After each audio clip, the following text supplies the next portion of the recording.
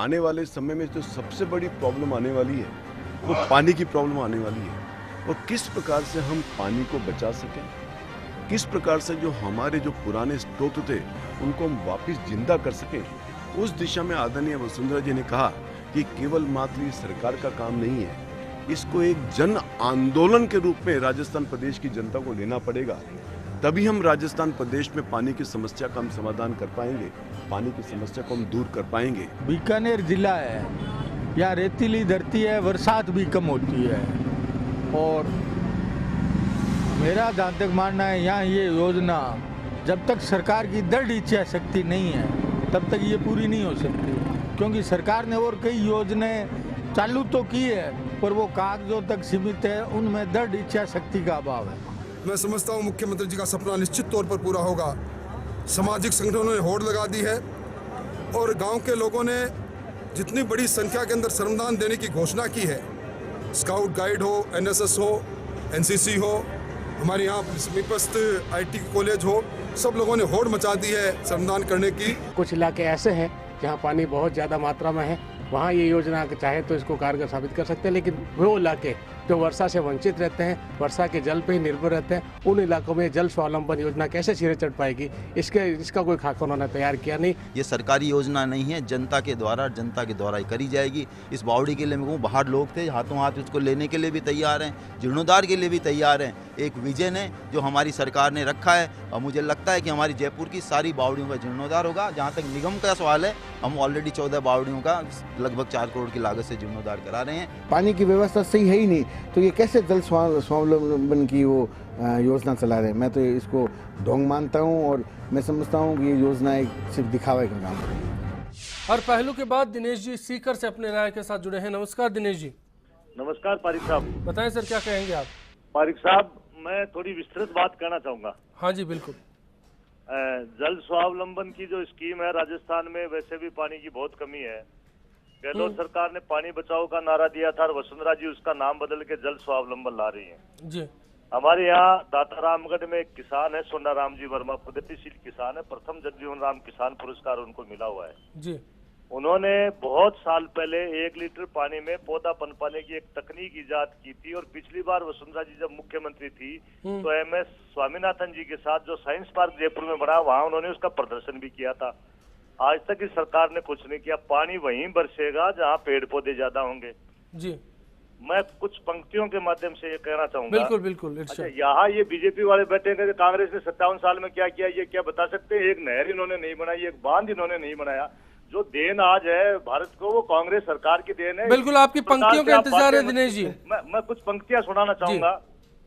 कोई हादसा हो गया क्या शहर में, जिसे देखता हूँ डरा देखता हूँ, जहाँ देखता था कभी मैं इमारत, वहीं आजकल मकबरा देखता हूँ।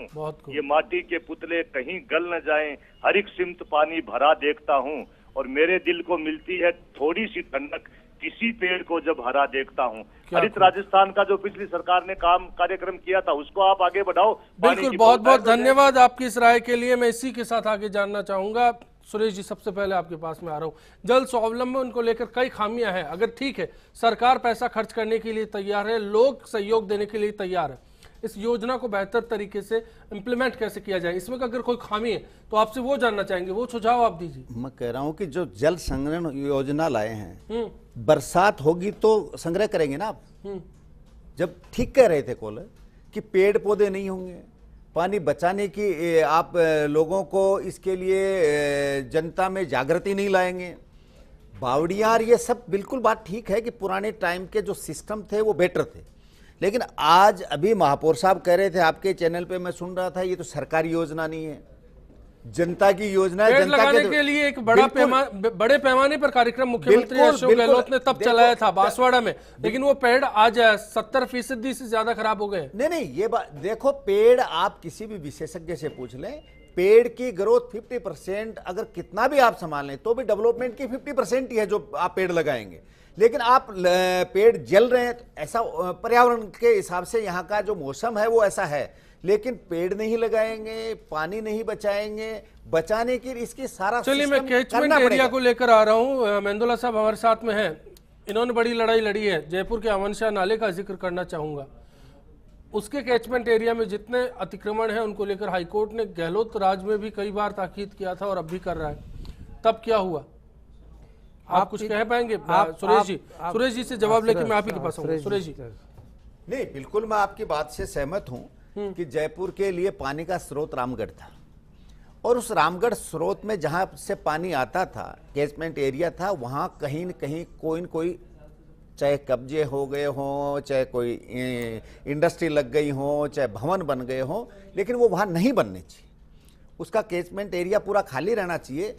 जिस बांध को, ऐसा क्यों होता है कि जब इस तरह की बात आती है तो फिर चाहे शब्द का इस्तेमाल होता है? वो तलखी जो सुरेश जी 2 मिनट पहले दिखा रहे थे वो नहीं रहती। नहीं, क्या यहाँ म्यूचुअल अंडरस्टैंडिंग की बात मैं आती कह है? रहा हूं कि हम ये देखो, बीजेपी वाले कहें कुछ ही। अभी आपके सामने एक कॉलर कह रहा था, ये बताएं देश में कितने बांध बनाए, ये बताएं देश में कितने आप बता बावड़ियां दीजिए बनाए। रामगढ़ को बढ़ने के लिए आपने क्या किया? मैं राजेंद्र मीणा जी से भी जवाब लूंगा इस पर। नहीं, बिल्कुल हमारी सरकार ने जो कैचमेंट एरिया में जो कब्जे थे उन पे हटाने पे कई बार कार्रवाइयां हुई, कई बार फोर्स लगाई और हटे भी उसमें, लेकिन पूरा क्लियर नहीं कर पाई। पूरा क्लियर नहीं कर पाई, यही एक बड़ा सवाल है। महेंद्र जी नौहर से है हमारे साथ। नमस्कार महेंद्र जी। हाँ नमस्कार जी। बताएं सर क्या कहना चाह रहे हैं? मैं ये कहना चाह रहा हूँ जी, जो पुराने बावड़ियां हैं गांव में, जो तालाब हैं, जो पुराने कुएं हैं जी, उन्होंने, जैसे पुराने तालाब हैं, उन्होंने सरपंचों ने पट्टे दे दिए, तो पट्टे देने के बाद में उसमें कब्जा हो गया, तो उस पे पाबंदी क्यों नहीं लग रही?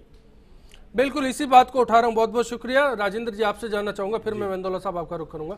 कैचमेंट एरियाज को क्या जल स्वावलंबन अभियान के तहत खाली करवाया जाएगा? निश्चित नहीं, फिर मैं एक डिबेट करूंगा जी। निश्चित रूप से कार्रवाई उनमें होगी और कुछ किया भी है, अतिक्रमण भी खाली कराए गए हैं, और आगे यही सरकार की भी मंशा यही है कि निश्चित रूप से जो उनका बहाव है, जो उनका क्षेत्र है कि पानी का बहाव, जैसे नमन नाले की बात हो और कोई बात हो, नदी या तालाब जो कुछ जिन इंक्रोचमेंट हो गए, कब्जे कर लिए गए, वो निश्चित रूप से खाली कराए, जो जिनमें अपने कोर्ट भी कह चुका है, हाई कोर्ट भी कह चुका है, कि सुप्रीम कोर्ट भी कह चुका है कि भाई जो उनके पहले भराव के क्षेत्र, इनके नदियों के जो रास्ते थे उनसे अतिक्रमण हटाया जाए और उनको निश्चित रूप से खाली कराया जाए। तो निश्चित रूप से सरकार इस ओर अपने ईमानदारी से ध्यान दे रही है और काम कर रही है। को क्या आप भरोसा दिला सकते हैं? आप जयपुर थे, खुद जयपुर में रहते हैं आप।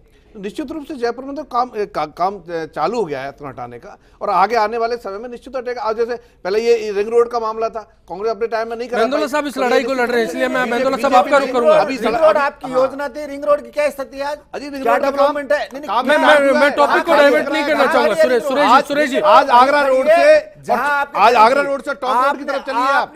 आज रोड को जहां बिल्कुल नहीं, भाव बिल्कुल नहीं, इसलिए आप दोनों टॉपिक डाइवर्ट मत कीजिए। आप दोनों, आपने। मेरी डिबेट रिंग रोड पर नहीं है, मैं सीधा सा पानी को लेकर आना चाहूंगा। मेंदोला साहब, पहले रामगढ़ की स्थिति, आमानिशा नाले की स्थिति, दोनों के बयान आपने सुने, इसलिए पहले दोनों बोले। अब मैं आपकी राय जानना चाहूंगा। हमारा ये निवेदन है कि भारतीय जनता पार्टी और कांग्रेस से कि वो मनसा वाचा कर्मणा एक जैसा व्यवहार करें, बोलें कुछ और करें कुछ, ये बहुत गलत बात है। अमानिशा के नाला हो चाहे रामगढ़ का नाला हो, दोनों पॉलिटिकल पार्टी ने दोनों को नष्ट कर दिया, और जयपुर की जो सौंदर्यकरण था, जयपुर का जो इकोलॉजिकल बेस था, उसको पूरे का पूरा नष्ट कर दिया गया है। आप ताजुब करेंगे कि अमानिशा के नाले में बहुत प्रमुख लोगों ने, जो दोनों पॉलिटिकल पार्टी के साथ जुड़े हुए हैं, प्रत्यक्ष रूप से और अप्रत्यक्ष रूप से उनको आवंटन किया गया। हमने डिमांड उठा रखी है कि जो भी जल स्रोत है, उसकी जो बड़ी नदियां हैं, 100 मीटर से 500 मीटर तक नो कंस्ट्रक्शन। हाईकोर्ट ने भी कहा है, इस सिलसिले में हाईकोर्ट लगातार डायरेक्शंस देता रहा है। सुप्रीम कोर्ट का आदेश है कि आप किसी बावड़ी में, किसी तालाब में इंक्रोचमेंट नहीं होने देंगे। इसके बावजूद बहुत बड़े पैमाने पर आवंटन चल रहे हैं। मैं कल दूदू गया था, दूदू में एक बहुत बड़ा जो है तो तालाब था, उस तालाब में जो है तो जयपुर विकास प्राधिकरण ने एक आवासीय स्कीम लेकर के आ गया, और अब आजकल उसमें मिट्टी से भरान हो रहा है। इतनी दुर्भाग्यपूर्ण स्थिति है कि उस दूदू के अंदर पानी नहीं है, वहाँ फ्लोराइड है, लोग बाहर से पानी मंगाते हैं, इतनी खराब स्थिति। और दोनों आधे से ज्यादा जयपुर बीसलपुर पर जिंदा। इरफान अली साहब रुकिए, मैं राठौड़ साहब आप कुछ कहना चाह रहे हैं? बिल्कुल। मैं ये कहना चाह रहा हूँ खास तौर से कि ये जो एनक्रोचमेंट की बात है ना जी, 2 तरह के हैं। एक तो प्राइवेट कर रहे हैं, उनको रोकना चाहिए, लेकिन जब सरकार खुद कर रही है तो उसको कौन रोकेगा? जैसे उदाहरण के तौर पे जितने इंडस्ट्रियल एरियाज हैं, रिको इंडस्ट्रियल एरिया 50% है वो नदी के पाटों में है, उसको हटाओगे आप अतिक्रमण? आपका SEZ महिंद्रा सिटी कहाँ है? नदी के पाट में है, आप उसको हटाओगे? एनक्रोचमेंट, जब तक नदियाँ जीवित नहीं करोगे, कैचमेंट एरिया ट्रीटमेंट नहीं करोगे तब तक, और एनक्रोचमेंट नहीं हटाओगे तब तक नदियाँ जीवित नहीं होगी, और नहीं होगी तो पानी में स्वावलंबन आ ही नहीं सकता है। ये पक्की बात है, चाहे कहीं हो। इसके लिए ये बात बेमानी, पहले आपको खुद काम करना होगा, निष्ठा जाहिर करनी होगी प्रोजेक्ट को लेकर। इरफान अली साहब झालावाड़ से, नमस्कार। नमस्कार सर। बताएं सर, क्या कहना चाह रहे हैं? जल स्वावलंबन जो योजना है सर, ये काफी सफलता मिलेगी इसको जी। और हमारी मुख्यमंत्री ने जो योजना को चलाई है इससे लोगों को बहुत जल मिलेगा। जहाँ पर जल नहीं है वहाँ के लोगों से पूछो सर कि वहाँ क्या हालात है, कैसे वो अपना जीवन बसर करते हैं। बिल्कुल, मेरे खुद के गांव में कभी 7 दिन में और कभी 10 दिन में पीने के लिए एक बार पानी सप्लाई होता है। मुझे पता है कि क्या मायने हैं पीने के पानी को लेकर। छोटा सा ब्रेक, लौट रहे हैं, चर्चा का दौर जारी रहेगा बिग फाइट।